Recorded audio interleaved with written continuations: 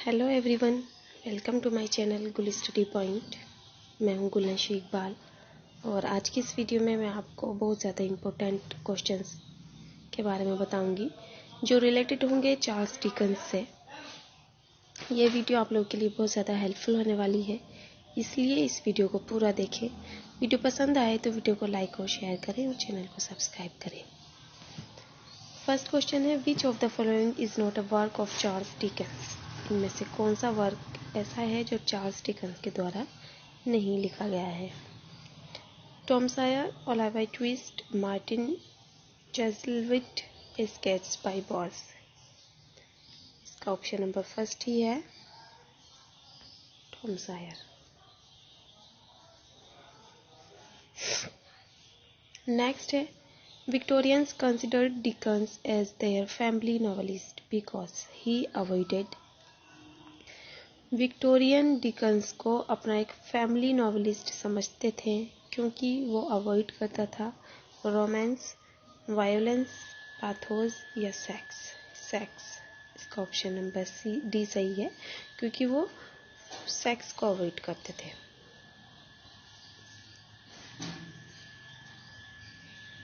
Next question है, Pickwick Papers was published in 1837।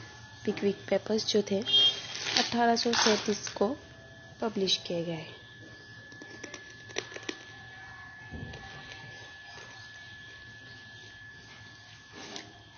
अगला प्रश्न है, what is the subtitle of Oliver twist.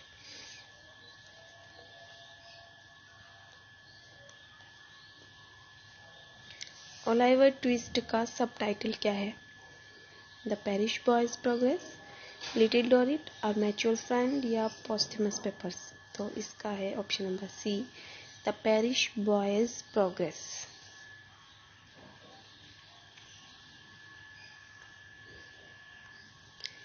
Assertion: Dickens' novels are called Newgate novels. Reason: they are called so because Dickens adulates in these novels the careers and adventures of criminals. Both A and R are true, and R is the correct explanation of A. देखिए, Dickens के जो novels थे वो NuGet novels के नाम से जाने जाते थे।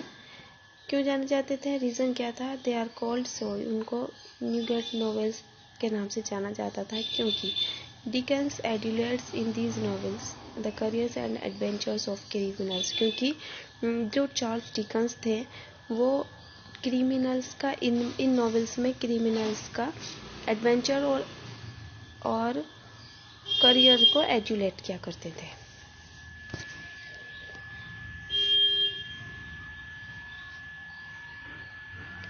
अगला प्रश्न है, Little Nell is a character in Dickens. लिटिल नेल जो है वो एक चरित्र है डिकन्स के हार्ड टाइम्स में, ग्रेट एक्सपेक्टेशंस, ओलिवर ट्विस्ट या द ओल्ड क्यूरियोसिटी शॉप। इसका है option number D, the old curiosity shop.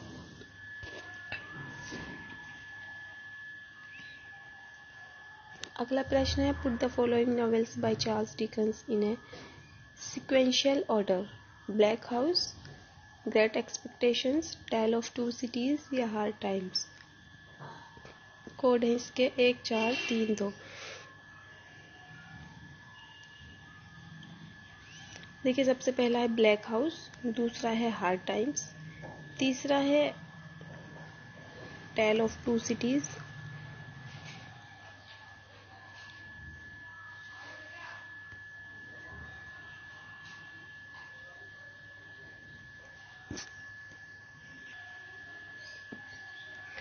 देखिए ये इस तरह से आएगा। जो ब्लैक हाउस फर्स्ट नंबर पे है, ठीक है, और ये जो चौथा है ये दूसरे नंबर पर आएगा, और जो तीसरा है ये तीसरे ही नंबर पर आएगा, और ये जो है ये चौथे नंबर।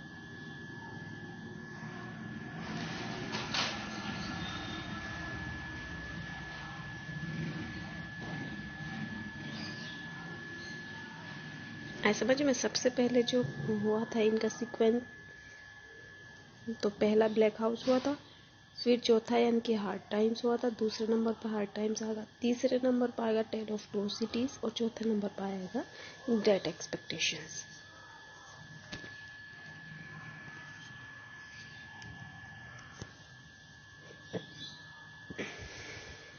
अगला है Dickens a Tale of to Cities shows considerable influence of Carlyle's Felix Holt, the French Revolution, Sartor Resartus या लाइफ ऑफ जॉन स्टार्लिंग। इसका ऑप्शन नंबर बी है द फ्रेंच रिवॉल्यूशन। अगला क्वेश्चन है name the work of Charles Dickens which is a collection of stories and descriptive pieces written for various papers about the hitherto neglected lower middle class।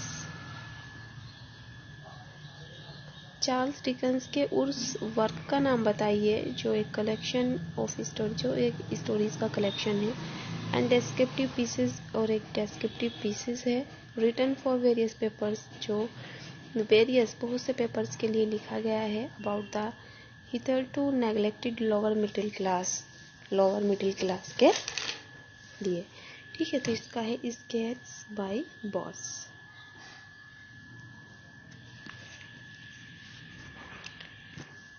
अगला question है which of the following novels of Dickens has a strong autobiographical note in it.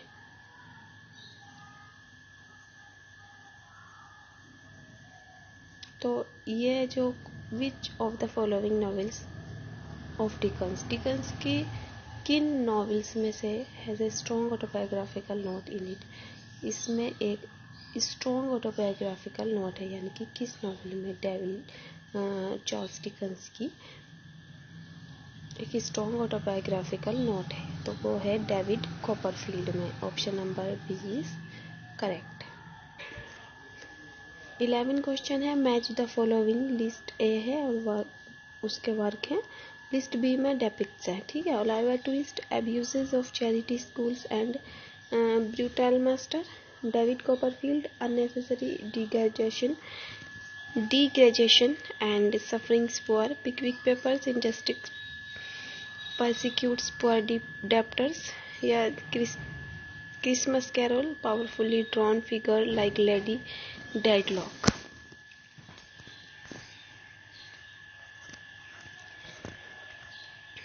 तो इसका पहला code सही है।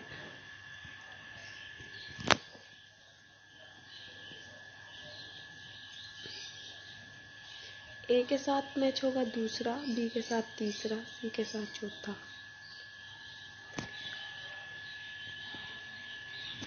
देखिए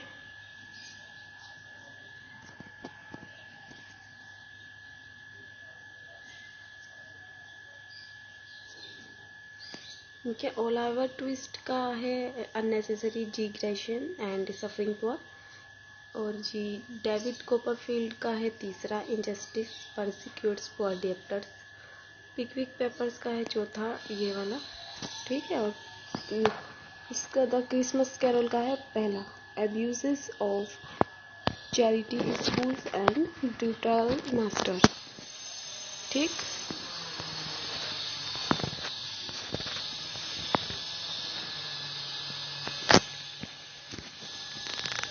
अगला प्रश्न है what is the injustice which persecutes poor debtors by Dickens. Bleak House, Little Dorrit, the princess या निकोलस निकलबाई। इसका दे रखा है जी B, Little Dorrit. Assertion: Dickens wrote with his real life experiences and put those dark pictures of society in his works. Reason: the circumstances made him quite sensitive as Dickens suffered a lot. देखिए, Dickens wrote with his real life experience. Dickens ने अपने वास्तविक जीवन के अनुभवों से लिखा, and put those dark pictures, और उन डार्क पिक्चर्स को रखा ऑफ सोसाइटी की इन हिज वर्क, अपने वर्क्स में, यानी कि जो उनके लेख थे, जो राइटिंग्स थी, जो नॉवेल्स थे, उसमें उन्होंने अपने रियल लाइफ के एक्सपीरियंस को रखा और सोसाइटी की डार्क पिक्चर्स को रखा अपने नॉवेल्स में। रीज़न क्या था? The circumstances made him quite sensitive. परिस्थितियों ने उनको बहुत सेंसिटिव बना दिया था। As Dickens suffered a lot, क्योंकि डिकन्स ने बहुत अधिक कष्ट सहे थे। इसका कौन सा सही है? इसके both A and R are true and R is the correct explanation of A. ये बात सही है कि डिकन्स ने जो है अपनी पर्सनल लाइफ यानी कि रियल लाइफ एक्सपीरियंस के बारे में लिखा और सोसाइटी की डार्क पिक्चर्स को भी डिपिक्ट किया अपने वर्क में। इसकी वजह क्या थी? वजह यही थी कि यानी कि परिस्थितियों ने उनको बहुत ज़्यादा सेंसिटिव बना दिया था, क्योंकि उन्होंने अपनी ज़िंदगी में बहुत ज़्यादा कष्ट सहे थे। इसीलिए उन्होंने इस तरह के लेख लिखे।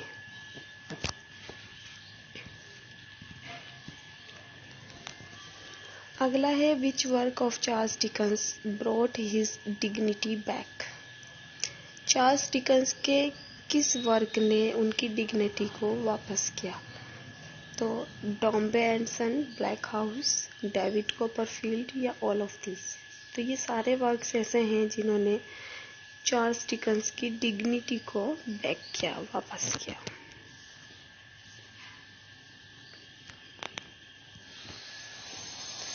अगला प्रश्न है, who saw his father going through hardships and carrying the burden of family.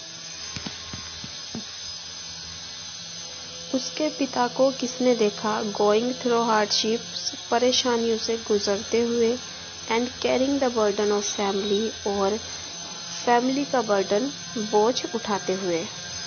Charles Dickens, Thomas Hardy, Elizabeth Barrett Browning या जॉर्ज मेरेडिथ। तो चार्ल्स डिकन्स। चार्ल्स डिकन्स ने अपने पिता को परेशानियों से गुजरते हुए देखा और अपनी फैमिली का बर्डन या फैमिली का बोझ उठाते हुए देखा। उनकी लाइफ बहुत हार्डशिप्स, बहुत कठिनाइयों में गुजरी और परिस्थितियों ने उनको एक सेंसिटिव बंदा बना दिया।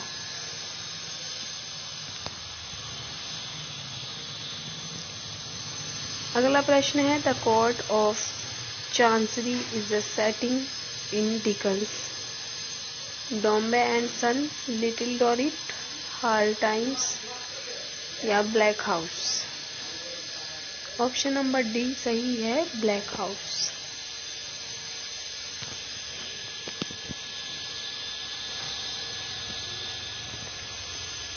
Black House, a serious novel by Dickens and an attack on the legal system, was published in।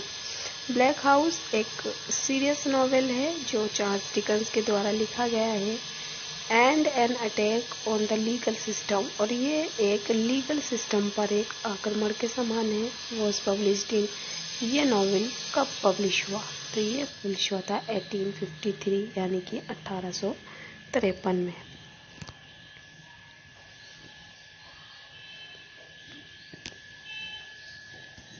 अगला प्रश्न है, which of the following is Dickens last work, an unfinishable obsessive mystery story. इनमें से कौन सा डिकन्स का last work है? एक अनफिनिशेबल ऑब्सेसिव मिस्ट्री स्टोरी है। तो the Mystery of Edwin druid, ये जो है चार्ल्स डिकन्स का अनफिनिशेबल ऑब्सेसिव मिस्ट्री स्टोरी है और ये इनका लास्ट वर्क था जो कंप्लीट नहीं हुआ था।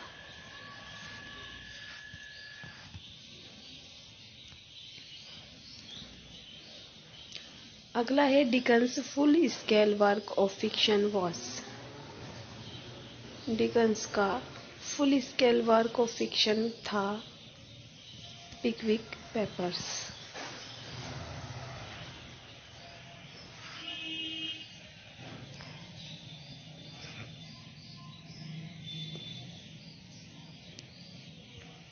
पिप इज ए कैरेक्टर इन।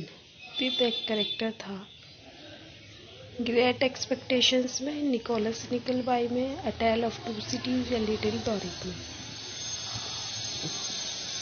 तो आपको बता दूं, पिप एक कैरेक्टर था ग्रेट एक्सपेक्टेशंस में। देखिए, पिप का नाम फिलिप पिप था। ग्रेट एक्सपेक्टेशंस की स्टोरी मैंने हिंदी में भी समझाई है और उसको इंग्लिश में भी ट्रांसलेट किया है।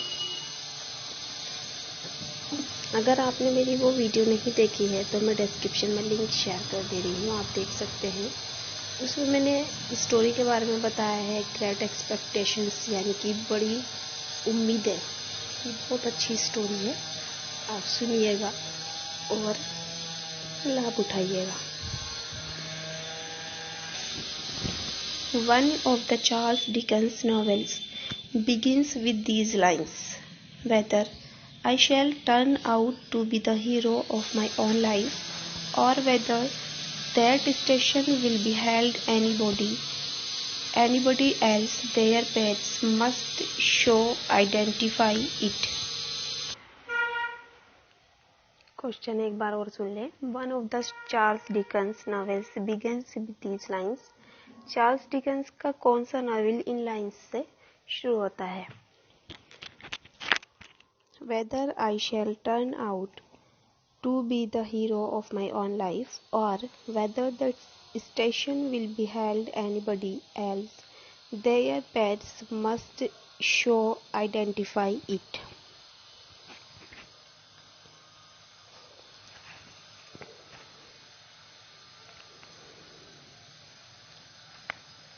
तो ये लाइंस जो हैं ये डेविड कॉपरफील्ड से, एक नॉवेल है डेविड कॉपरफील्ड चार्ल्स डिकन्स का, इसकी शुरुआती लाइंस है।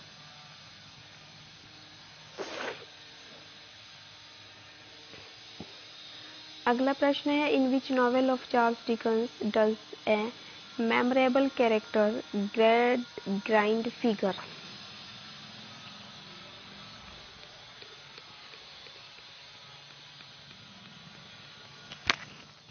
चार्ल्स डिकन्स के किस नॉवेल में एक मेमोरेबल कैरेक्टर ग्रैंड ग्राइंड है? तो यह है हार्ड टाइम्स में।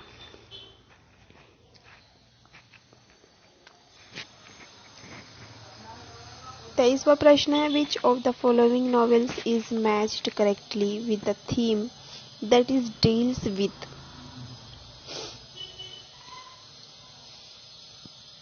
थीम है Bildungsroman, Tale of to Cities, satire on the legal system, David Copperfield.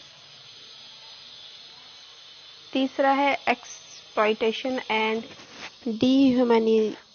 Humanisation, यह है हार्ड टाइम्स का, यही सही है।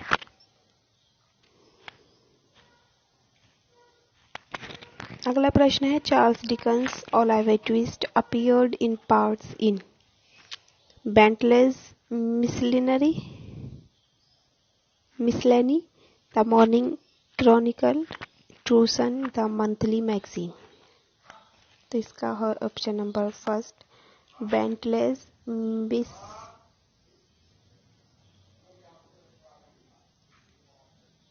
मिसलेनी। अगला प्रश्न है, which of the following arrangement of Dickens novels is in the correct chronological sequence? Oliver Twist, Bleak House, Little Dorrit, Hard Times. तो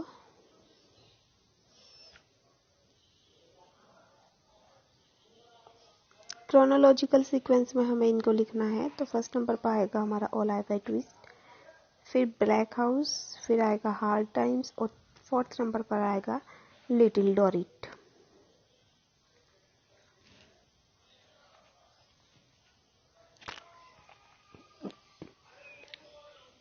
Who was greatly influenced by the works of Elizabeth Gaskell and published them in his periodicals Household Words and All the Year Round?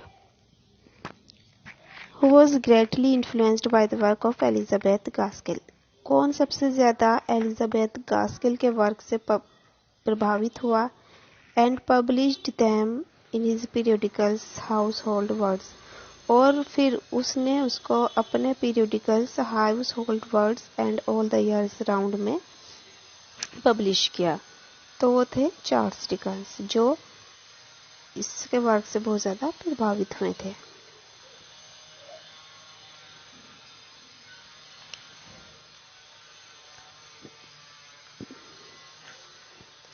अगला प्रश्न है, name the work of Charles Dickens, which is a collection of stories and descriptive pieces written for various papers about the hitherto neglected lower middle class। तो वह है skates by Boz. Which of Dickens novels opens with the words, "It was the best of times, it was the worst of time"? Charles Dickens का कौन सा novel इन words से शुरू होता है या खुलता है? It was the best of time, it was the worst of time. तो ये है चार्ल्स डिकेंस का famous novel the trial of two cities.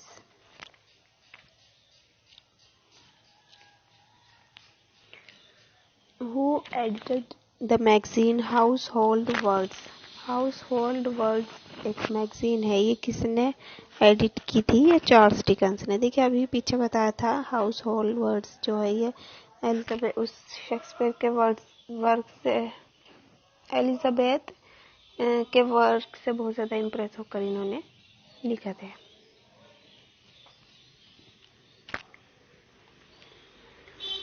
Charles Dickens was the famous novelist of the age. Charles Dickens एक famous novelist थे किस age के? Romantic age के, Puritan age के, ऑगस्टन एज के या विक्टोरियन एज के? तो Charles Dickens was a famous novelist of the Victorian age. देखिए अब मैं चार्ल्स डिकेंस के एक लाइन के क्वेश्चन बताऊंगी। Jaggers is a character in Charles Dickens novel. Charles Dickens के किस नॉवेल में जैगर्स कैरेक्टर है? Great Expectations. ठीक है। Artful Dodger is a character in Charles Dickens novel Oliver Twist. Artful Dodger जो है चार्ल्स डिकेंस के नॉवेल में है ओलिवर ट्विस्ट में, और जैगर्स जो है वो ग्रेट एक्सपेक्टेशंस में है। Rob the Grinder is a character in Charles Dickens novel. Rob the Grinder एक कैरेक्टर है, ये चार्ल्स डिकेंस के किस नॉवेल में है? डॉम्बे एंड सन में। ठीक है। Pumblechook is a character in Charles Dickens novel Great Expectations. Pumblechook एक कैरेक्टर है चार्ल्स डिकेंस के नॉवेल ग्रेट एक्सपेक्टेशंस में।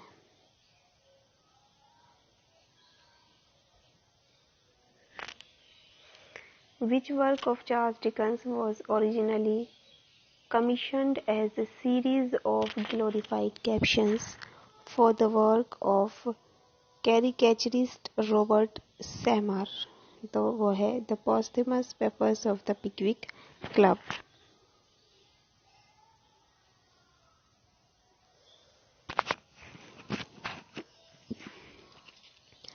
About which character did Charles Dickens wrote Like Many Fond Parents? अपने किस चरित्र के बारे में चार्ल्स डिकेंस ने लिखा है कि Like many fond parents, I have in my heart of hearts a favorite child। बहुत सारे शौकीन पेरेंट्स की तरह I have in my heart of hearts कि मैं भी अपने दिलों में दिल रखता हूँ a favorite child, एक मनपसंद बालक का। तो ये है डेविड कॉपरफील्ड से लिया गया। Which novel of Dickens contains a female narrator, Esther Summerson? तो इसमें एक फीमेल नरेटर है ब्लैक हाउस में, जिसका नाम है Esther Summerson.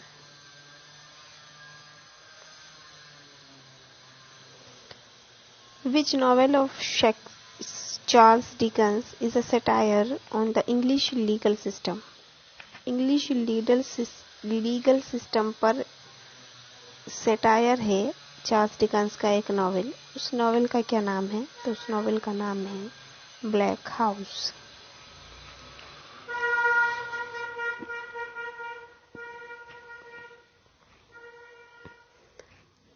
Which novel of Dickens depicts the plight of the French peasants? तो फ्रेंच पीजेंट्स के बारे में बताया गया है the A Tale of Two Cities.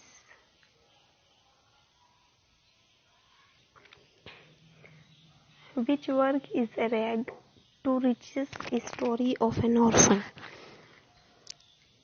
तो ये है Oliver Twist.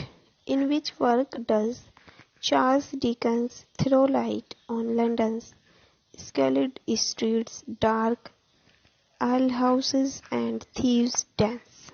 Oliver Twist. Which work of Charles Dickens was originally published in Master Humphrey's Clock in serial form?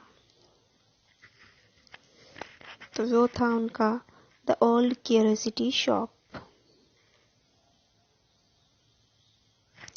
Which was Dickens' first attempt and a historical novel and is based on the anti-Catholic protest against the Papist Act 1778. कौन सा इनमें से Charles Dickens का first attempt historical novel में पहला प्रयास था and is based on the anti Catholic protest against the और एंटी कैथोलिक प्रोटेस्ट पेपिस्ट एक्ट 1778 के विरुद्ध थी? तो वो कौन सा नॉवेल है? द बार्नेबी रज.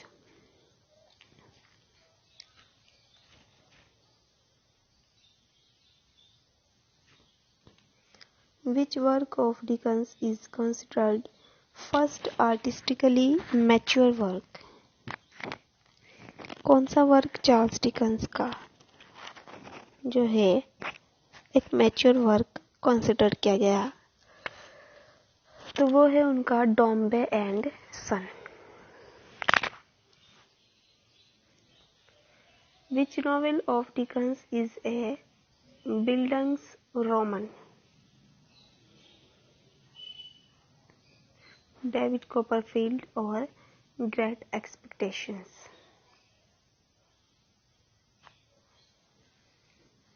Which novel of Dickens portrays the exploitation and dehumanization of honest, hard-working factory workers? Charles Dickens का कौन सा नॉवेल पोर्ट्रेस करता है the exploitation and dehumanisation of honest hard working factory workers, जो ईमानदार कठिन परिश्रमी फैक्ट्री वर्कर्स की तस्वीर को बताता है या उसको पिक्चर दिखाता है. The exploitation and dehumanisation of exploitation और डीह्यूमनाइजेशन जो honest hard working factory workers पे किया जाता है उनके बारे में चार्ल्स डिकन्स ने अपने एक नॉवेल में बताया है. उस नॉवेल का क्या नाम है? तो उस नॉवेल का नाम है हार्ड टाइम्स.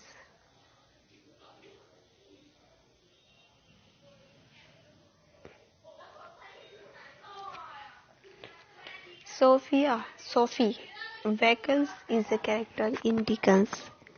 सोफिया एक कैरेक्टर है जिसको शॉर्ट में सोफी भी कहते हैं.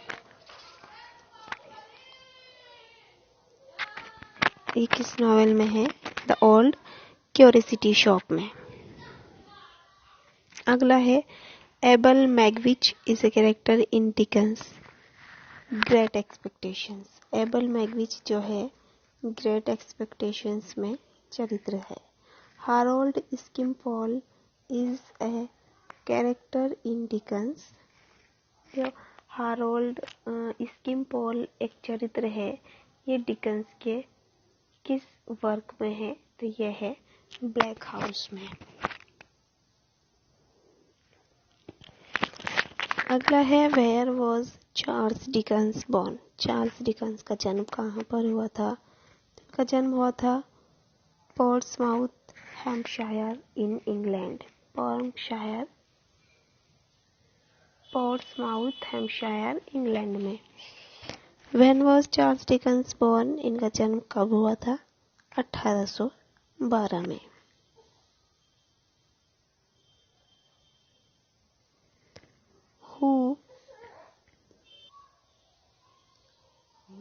वर the parents of Dickens? Dickens के पेरेंट्स कौन थे? John Dickens and Elizabeth Dickens. Whose entire family were sent to Marshalsea prison? किसकी पूरी फैमिली को मार्शलसी प्रिजन भेजा गया? चार्ल्स डिकन्स की। Morning Chronicle a newspaper was related to Dickens. Morning Chronicle एक न्यूज़पेपर था जो चार्ल्स डिकन्स से संबंधित था। Sketches by Boz was first literary work of Dickens.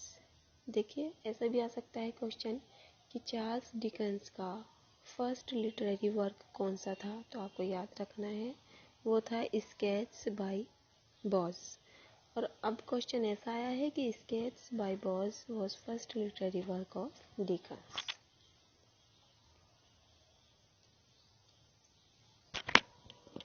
What is Boz in Sketches by Boz? Boz Sketches by Boz में क्या था?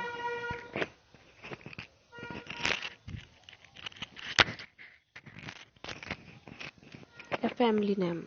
Boz जो है एक family name है। Which work of Charles Dickens was published in serial form in monthly installments? Charles Dickens का कौन सा work serial form in monthly installment में पब्लिश किया गया? तो वो था पिकविक पेपर्स।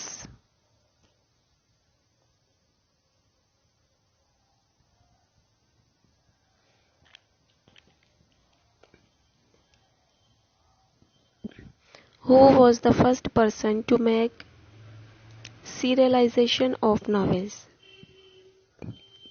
वो फर्स्ट व्यक्ति कौन था जिसने सीरियलाइजेशन ऑफ नॉवेल्स को बनाया? तो वे थे वो थे चार्ल्स डिकन्स। चार्ल्स डिकन्स वो फर्स्ट पर्सन थे जिन्होंने नॉवेल्स के सीरियलाइजेशन को बनाया। अगला प्रश्न है who was Catherine Hogarth? Catherine Hogarth कौन थी? तो कैथरीन होगार्थ जो थी वो चार्ल्स डिकन्स की धर्मपत्नी थी, यानी कि उनकी वाइफ थी। When was Charles Dickens married with Catherine Hogarth? Charles Dickens ने कैथरीन होगार्थ से शादी कब की थी? 2 अप्रैल 1836 में। Which novels of Dickens established his fame as a novelist? Charles Dickens के किन किन नॉवेल्स ने उनको एक फेमस नॉवेलिस्ट का रूप के लिए प्रसिद्ध करवाया? तो वो थे Oliver Twist and Nicholas निकलबाई।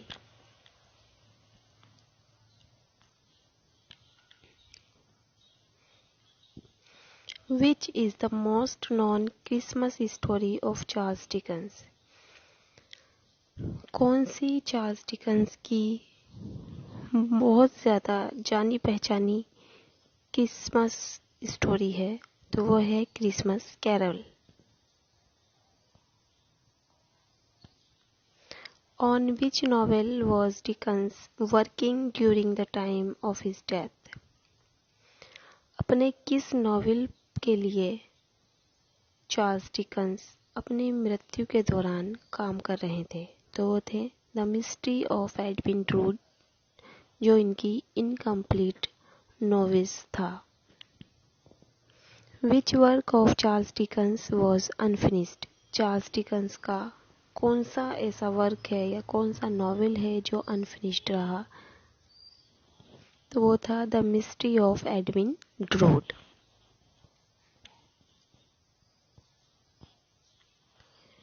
When was Charles Dickens died? Charles Dickens कब मरे थे? तो इनकी मृत्यु हुई थी 1870 यानी कि 1870 में। Sketches by Boz is a Sketches by Boz क्या है? A short story collection, एक short story collection है। Noddy Boffin is a character in Charles Dickens novel. नोडी बॉफिन एक चरित्र है चार्ल्स डिकेंस के नॉवेल का। उस नॉवेल का क्या नाम है? तो उसका नाम है आवर म्यूचुअल फ्रेंड।